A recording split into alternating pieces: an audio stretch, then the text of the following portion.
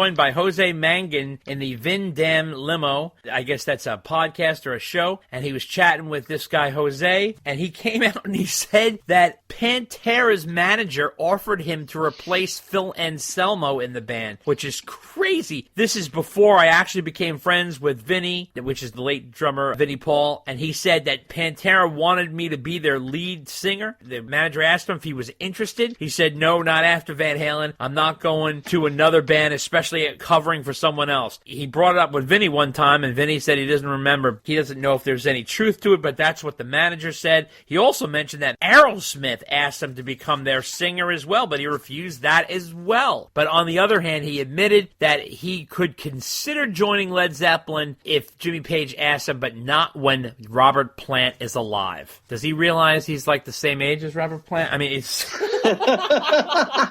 It feels like now he's just naming all sorts of bands that he was asked to be the replacement singer. Yeah, for. It's getting a little weird. I mean, what is he going to do? Tell Aerosmith he doesn't want to play Aerosmith songs? I mean, let's play One Way to Rock. But that's the ironic part, is that all these bands are asking him to join, but he infamously won't do a back catalog. Is that really the guy you want to join the band? I still can't believe the bullshit he pulled. It's amazing. So now, Mammoth WVH was supposed to go on their tour, but now that tour got delayed a little bit. So that tour that they're doing with Dirty Honey, which is called the Young Guns Tour, they've delayed it a little bit, so the start has been delayed. It's now going to start February 20th in Denver, and it's going to go all the way through April 10th in Orlando, Florida. They had to jostle around some dates, including the one I was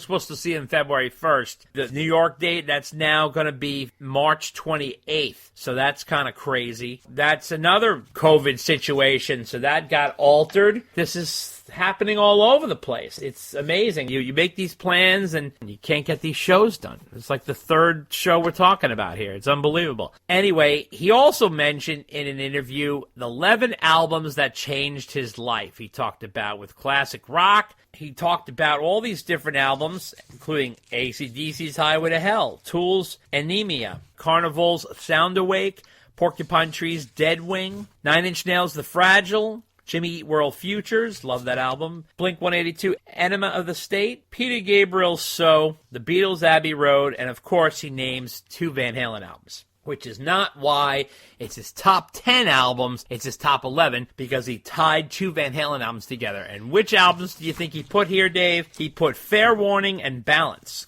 Quite an interesting choice. He says here, I don't think you can fully represent what Van Halen is without looking at both the Roth and Hagar eras. And he says here that Fair Warning is a special album to me. It was the album when my dad said fuck it and did what he wanted. I think that's why it's a cult classic. It was never a huge album in comparison to others, but I think it's a really important one because it's where my dad just went hard. Again, it's another dark album, but there's classics on there like Unchained, and it's so quick. It goes by in 36 minutes or something, and it just makes you want to start it again. It's such a great, dark, fun album, and I think it's overlooked. Now, for the Hagar era, he picked Balance, and he said, technically, I was alive for 1991's For Unlawful Carnal Knowledge, but Balance was the one I kind of remember being around when it was happening. You could argue that For Unlawful Carnal Knowledge is a better album, but Balance for me means more. It's more of a nostalgic thing. Sonically, it's a phenomenal sounding album. It sounds incredible.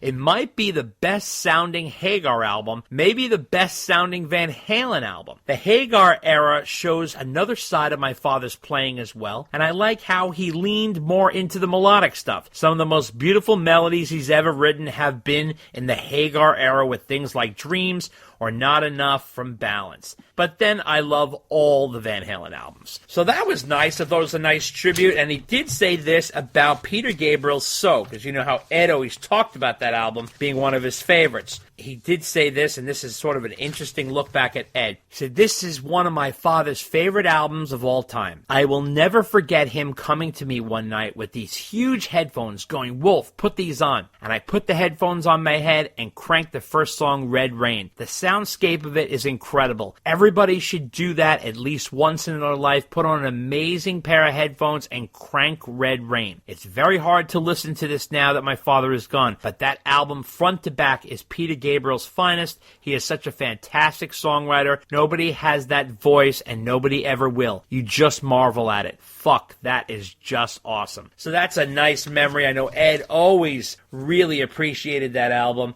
Wolf giving some nice insight into some Van Halen stuff there, Dave. What do you think? Yeah, I like that interview. That was good stuff. Yeah, very cool. Although he was not happy with this one. So he was getting a little hairy on Twitter here because we talked about this before, but this has been kicked up a bit. Jeremy White, he's a podcaster from Montreal, and he talked about this. There's this kitchen sink tour t-shirt that's going around. It's like a local crew shirt that someone claimed was intended for the kitchen sink tour, and they actually printed them up, and it said on there that Wrigley Field in Chicago, July 4th, 2019. Alongside it had Van Halen listed with the Foo Fighters, Jason Aldean, Weezer, and Mammoth WVH, which is kind of weird, and Wolf was not happy about this. He said it was painfully fake. And he said, I said this a year ago when somebody made this the day after my Howard Stern interview when the kitchen sink tour was first talked about. He says, please don't believe everything you read on the internet because the shirt is complete horseshit. Whoever made this is a weird fucking person. Just why? It even looks stupid. Just a poorly designed shirt. So that is crazy that people are out there, just trying to sell something like that. What do you make of that? That's nuts. Yeah, it's sad. I understand why Wolf is ticked about it. And yeah. He's certainly right to call it out and let people know it's fake. But, everybody's trying to make a buck, and this stuff just happens all the time, sadly. Having said that, it is a nice-looking shirt. Yeah. Oh, my God. Don't let Wolf catch you wearing it to a Mammoth show. Oh, by the way. Oh, my God. Well, the funny part is he added a Connecticut show. Yes, I was going to tell you. He reshuffled the shows. I wanted to tell you. He added a Connecticut, Toad's Place. How far is that from you? I know. It is not around the block for me. Okay. It's probably about a good hour away. Okay. Toad's Place, that's, Dave, I don't know if you remember, that's when where the Stones. Yeah, I know. I remember that. Yes. That's where the Stones opened the Steel Wheels tour. Right. Yep. Oh, they rehearsed there or something like that. They did an actual show there as a kickoff, like a kind of a test show. They didn't do a full 2-hour show, but they went on for like an hour and just like road tested themselves right before the Steel Wheels. That made that place famous. Okay. Yeah, and I didn't even know Toad's Place was still around. Yeah, I know. That's an old place. And they billed themselves not even as the Stones, like as something else. And then they went in and like the Stones went on and everybody went bananas. I remember that because I saw, if you remember, when we were freshmen at Villanova, I saw the first show. Oh, no, I'm sorry. We were sophomores at Villanova. I saw the first show on the Steel Wheels tour. So I saw the opening night of the Steel Wheels tour when they played in Philly. So that was crazy. That stadium doesn't even exist anymore. No, it doesn't. Exactly. No. So now, Variety also did a piece on Wolf. Interesting things came out of there. We all think about distance. They were praising him about his Grammy nomination. And by the way, I should note that the Grammys have been moved to April 3rd. So Wolf will get his chance to see if he wins that Grammy. He's against the Foo Fighters and Paul McCartney. He's got some tough competition there. But April 3rd in Las Vegas. So maybe he'll jump on stage with Sammy. We could start a rumor with that.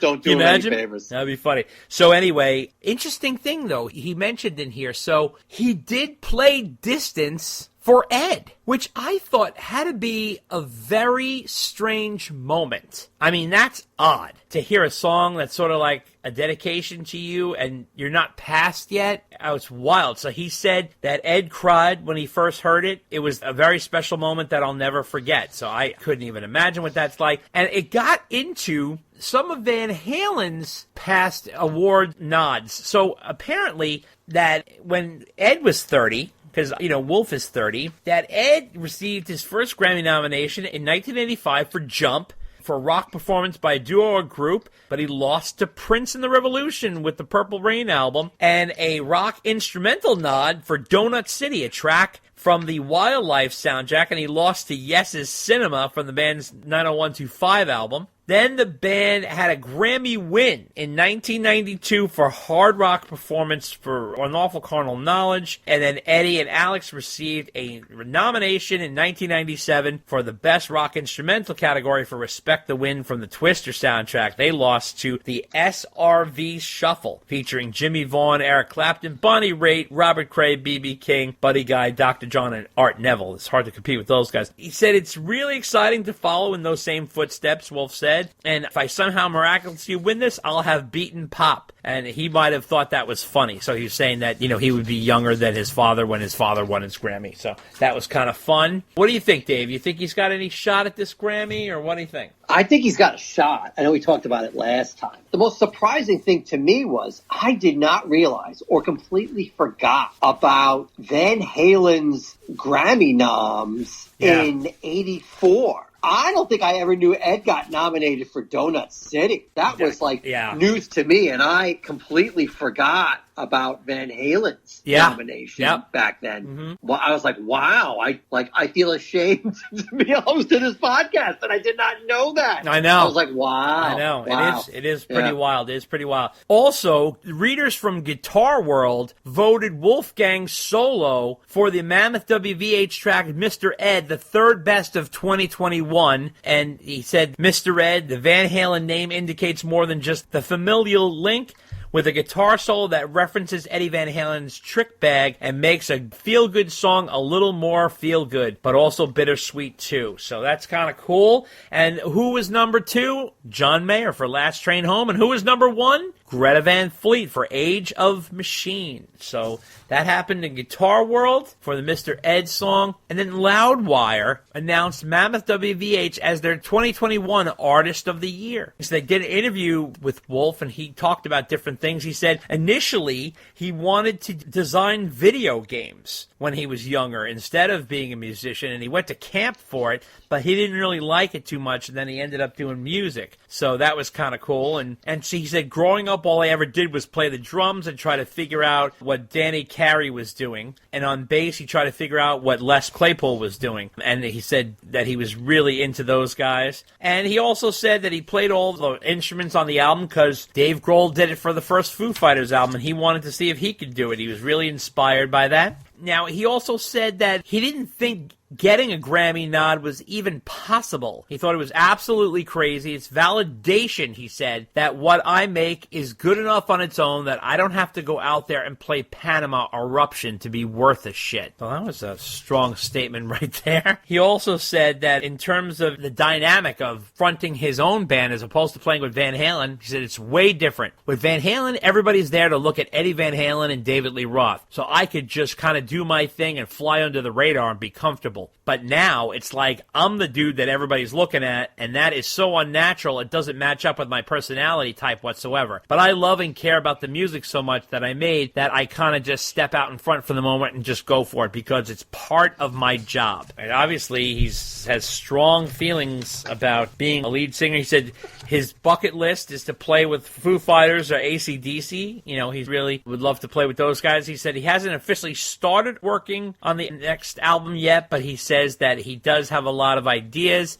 and that the Grammy nomination inspired him to write, which is exciting. And, well, that's good. Yeah, that's good. Because I know he said he had like some writer's block there for a while, or he just wasn't inspired to write anything new. Yeah, he gets into that in the next thing I'm about to tell you. So then when they asked him, hey, any advice for musicians going forward, this is what he said. My dad always had great advice, which was just keep playing. You can't expect anything more. If all you want to do is play, the good will come. As long as you enjoy yourself and you have a good time playing, I don't think there's anything better that can come from that. So that was Ed's advice that he holds close to him. I thought that was interesting. Now, in the Spin article that came out, he also revealed a few different things in that one. So Wolf had said, in terms of writing, he thought during the pandemic, like he'd have a lot of time to write, but he said, like in early March or April, he was like, oh, I'm getting all excited to write. Early March or April of 2020. He says, then I think I wrote about 5 ideas down I was happy with, and then it just stopped, and then depression took over, and it became the worst year of my life. Honestly, in a really funny way, the spark came back after the Grammy nomination. He says, when I got nominated, I was just like, that is a huge thing of respect that it's a rock song and for my songwriting. So it gave me a little kick in my step. I've actually been writing a bit more